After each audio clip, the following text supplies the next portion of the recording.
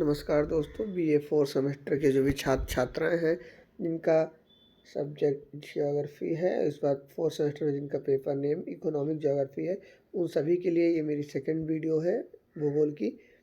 आप लोग यदि दोनों वीडियो देख के जाते हैं परीक्षा हॉल में तो निश्चित ही आप लोग पेपर में अच्छा करेंगे। चलिए समय को व्यर्थ ना करते हुए हम लोग आगे की सबसे पहले प्रश्न की ओर बढ़ते हैं।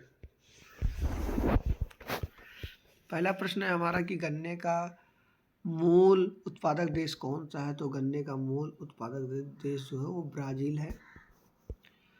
कौन सा राज्य भारत में सबसे अधिक मैंगनीज पैदा करता है। तो उड़ीसा भारत में सबसे अधिक मैंगनीज पैदा करने वाला राज्य है। चाय की खेती होती है, चाय की खेती जो है पहाड़ी ढालों पर होती है। बोकारो इस्पात कारखाना किस विदेशी देश के सहयोग से स्थापित किया गया है। तो सोवियत संघ के सहयोग से स्थापित किया गया है। भारत में कौन सी फसल अप्रैल में काटी जाती है। तो भारत में गेहूं जो है वो अप्रैल में काटी जाती है। भारत में कौन सा सोने का सबसे बड़ा उत्पादक राज्य है। कर्नाटक भारत में सबसे बड़ा उत्पादक राज्य सोने का। भारत में सर्वाधिक गेहूं उत्पादक राज्य कौन सा है। तो भारत में उत्तर प्रदेश जो है सबसे ज़्यादा गेहूं उत्पादन करने वाला राज्य है। सिंह भूमि किसके लिए प्रसिद्ध है। सिंह भूमि लोहे के लिए प्रसिद्ध है।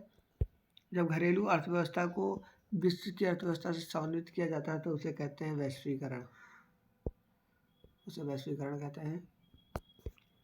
कपास की मिट्टी किसे कहा जाता है। कपास की मिट्टी काली मिट्टी को कहा जाता है।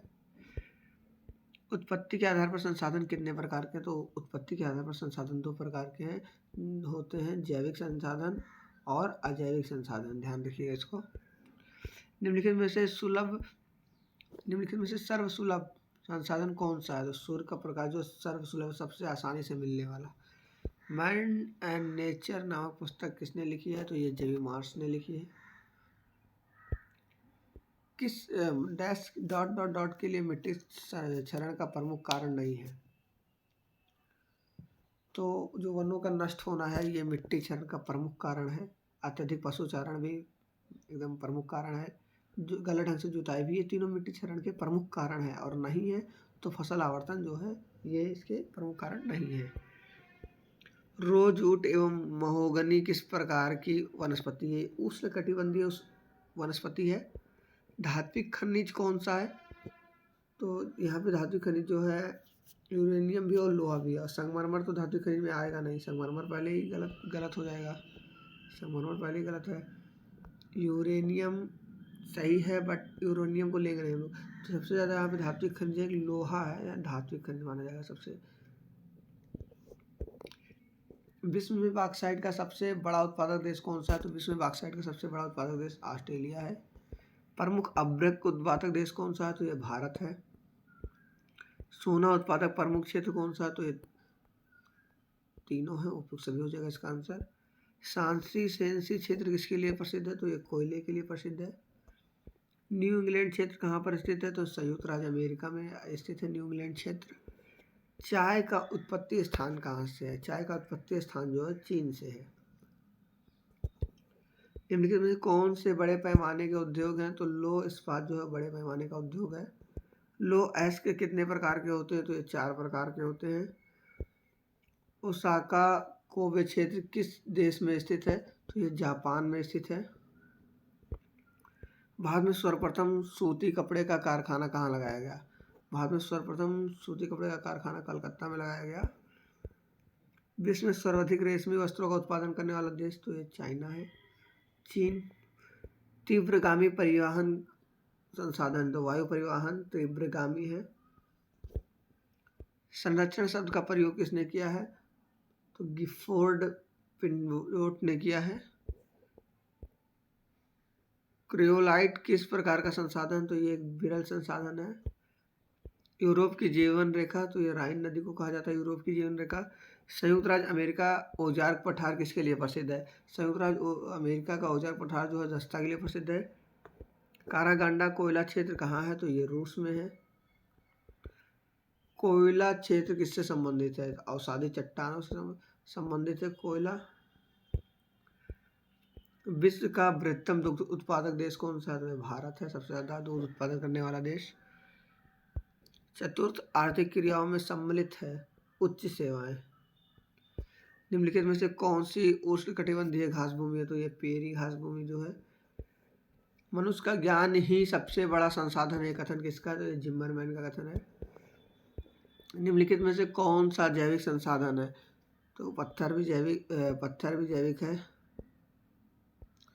खनिज भी जैविक है, वनस्पति भी जैविक, उपयुक्त सभी हो जाएगा इसका आंसर। प्लैंकटन क्या है? समुद्री मछलियों का भोजन है प्लैंकटन। लॉरेंस प्रदेश कहाँ है? तो लॉरेंस प्रदेश फ्रांस में है। इनमें से कौन सा नवीकरणीय ऊर्जा का स्रोत है? तो जल विद्युत जो है ये नवीकरणीय ऊर्जा का स्रोत है। रूस में कृषि को किस नाम से जाना जाता है? तो रूस में कृषि को कोल खोज नाम से जाना जाता है। फर्म ग्रह कहाँ नहीं पाए जाते? तो भारत में फर्म ग्रह नहीं पाए जाते हैं। विश्व में सबसे पहले रेलगाड़ी कहाँ चलाई गई? तो ये इंग्लैंड में चलाई गई। कौन सा राष्ट्रीय राजमार्ग कन्याकुमारी को वाराणसी से जोड़ता है? तो NH7 जो है वो राष्ट्रीय राजमार्ग कन्याकुमारी को वाराणसी से जोड़ने वाला NH7 है। नेताजी सुभाष चंद्र बोस अंतर्राष्ट्रीय हवाई अड्डा कहाँ है? तो ये नेताजी सुभाष चंद्र बोस अंतर्राष्ट्रीय हवाई अड्डा कोलकाता में है। राष्ट्रीय जलमार्ग संख्या 1 जोड़ता है, ये प्रयागराज से हल्दिया को जोड़ता है। भारत का प्रथम परमाणु ऊर्जा केंद्र कहाँ स्थापित किया गया है? तो ये तारापुर में है।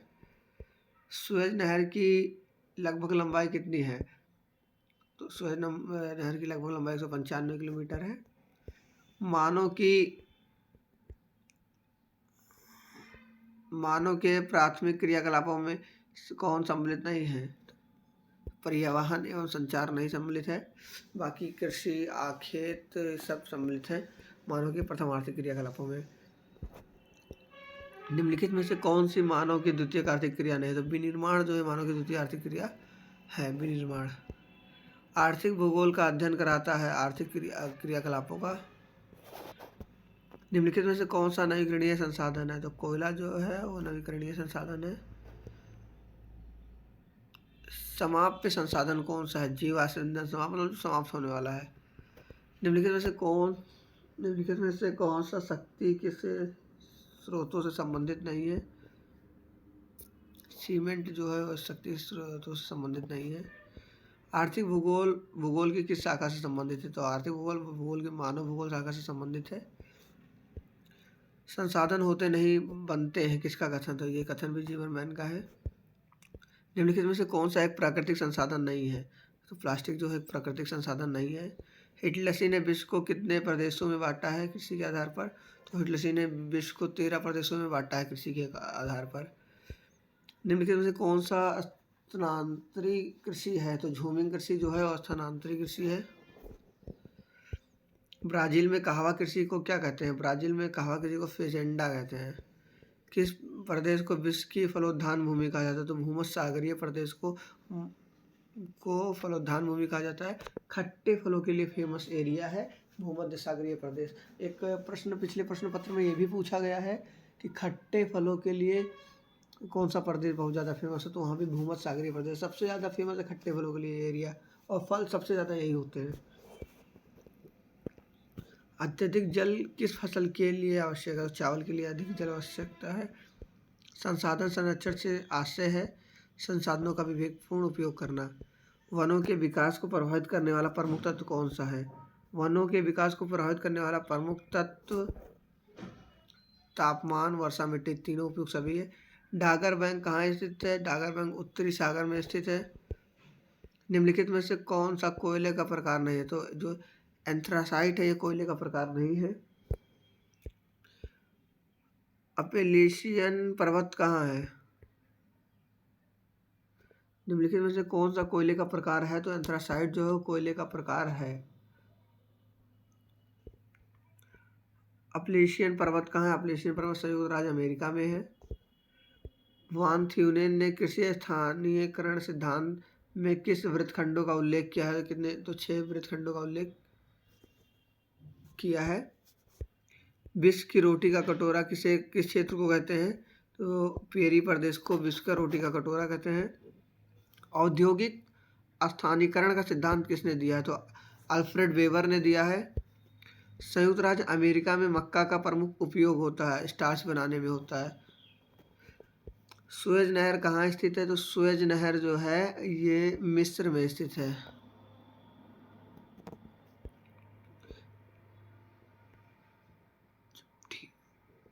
फल और सब्जियों की कृषि संबंधित है ट्रक फार्मिंग से। ट्रक फार्मिंग किसके लिए प्रसिद्ध है? तो नीचे रहता है फल सब्जी के कृषि के लिए। चावल का सबसे अधिक उत्पादन करने वाला क्षेत्र मानसूनी प्रदेश। उद्योग या स्थानीयकरण में निम्नलिखित में से कौन सा तत्व प्रभावी है? बाजार, श्रम, पूंजी एवं परिवहन, उपयुक्त सभी।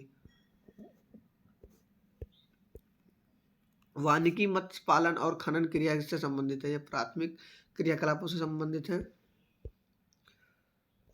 बराबर परिवहन लागत को मिलाने वाले रेखा को क्या कहते हैं? आइसोडोपैन कहते हैं। कौन सा उद्योग डेट्राइट के लिए प्रसिद्ध है? तो ये मोटर वाहन उद्योग डेट्राइट के लिए प्रसिद्ध है। अधिक दूरी तथा कम परिवहन लागत वाला साधन है जल परिवहन। जर्मनी में उत्तरी सागर एवं बाल्टिक सागर को निम्नलिखित में से कौन सी नहर जोड़ती है? तो काली नहर जोड़ती है।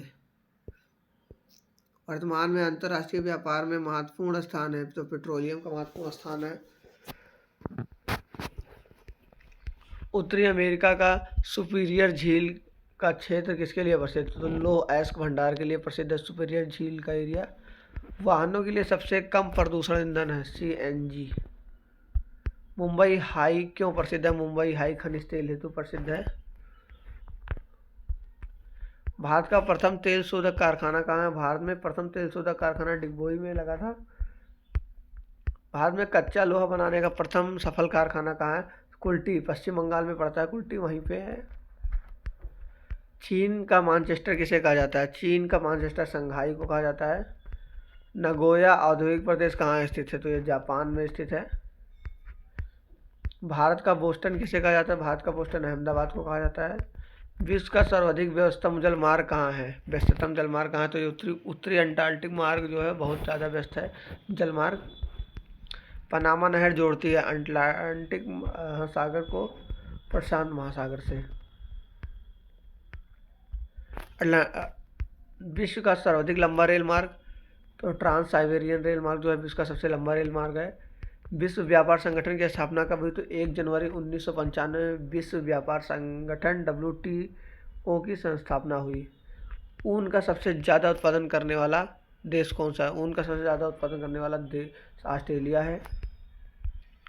कौन सा खनिज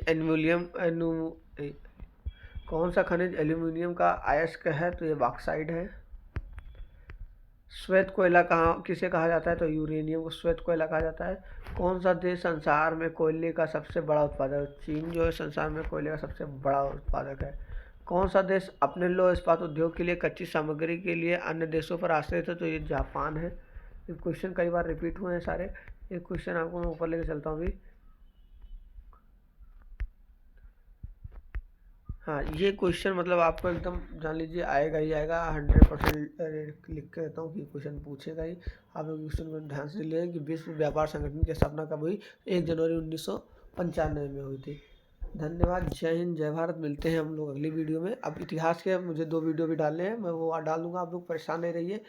असल में वीडियो बन जाता है, अगर वीडियो बन जाए तो कोई दिक्कत नहीं, लेकिन जब वीडियो नहीं बना रहता है तब बहुत देर हो जाती है डालने में। ये वीडियो मैं कल इवनिंग में ही डालने वाला था, फिर मैंने मॉर्निंग किया, अभी मैंने मॉर्निंग में इसको बनाया है, अब मैं इसको अपलोड करूँगा।